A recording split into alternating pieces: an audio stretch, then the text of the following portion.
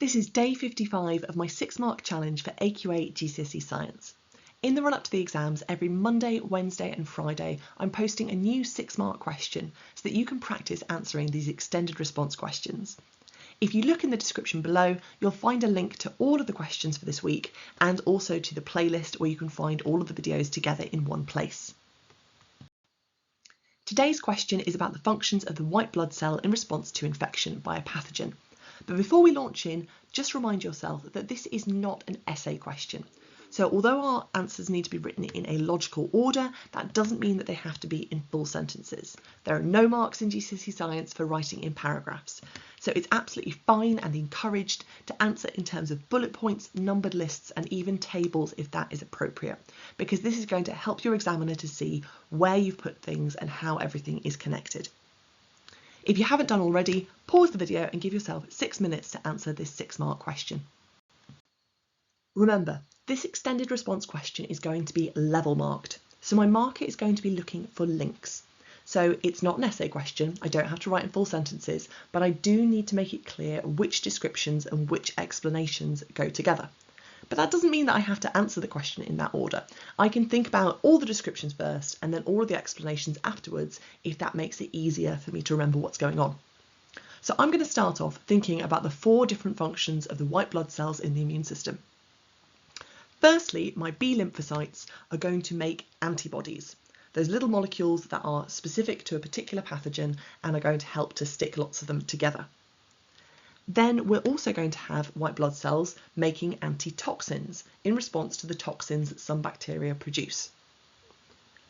Thirdly, we have some different white blood cells called phagocytes, which are engulfing pathogens. In other words, they're completely taking them inside themselves and digesting them in a process called phagocytosis. If you've ever seen that great YouTube video of the white blood cell chasing bacteria through the bloodstream and then eventually engulfing them, that's phagocytosis. And then finally, we also have memory cells, which are staying in the bloodstream long term. So those are my descriptions, but now I need to be linking these to the explanations of what these things are for and what happens. Because to get into level 2 and get even 3 marks on the 6-mark question, I need those links. So the antibodies are for sticking multiple pathogens together, and that's going to make it a lot easier for the phagocytes later to come along and engulf the whole lot in one go rather than chasing individual pathogens. The antitoxins are going to destroy the toxins that are released by pathogens. The phagocytes are actually breaking down those pathogens so they no longer exist. And the memory cells are recognising pathogens' antigens. So this is how your immune system maintains that immunity to diseases that you've encountered in the past, because those memory cells remember those antigens. And therefore this allows a rapid response to reinfection. For level 1, we're going to be able to make any 2 statements that are on here. So we could say about making antibodies and making antitoxins, and that could get us 2 marks. However, to get into level 2 and get at least 3 marks, we're going to need to be making a pair of linked statements. So for instance, making antibodies to stick multiple pathogens together, that would be worth 3. And in order to get up into level 3 and get 5 or 6 marks, we're going to need to be discussing at least 3 of these 4 different options.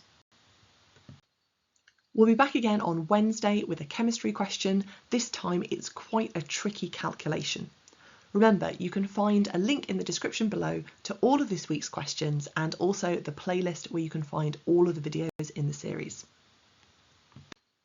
Thanks very much for watching, and I hope we see you back again on Wednesday for day 56 of this 6-mark challenge.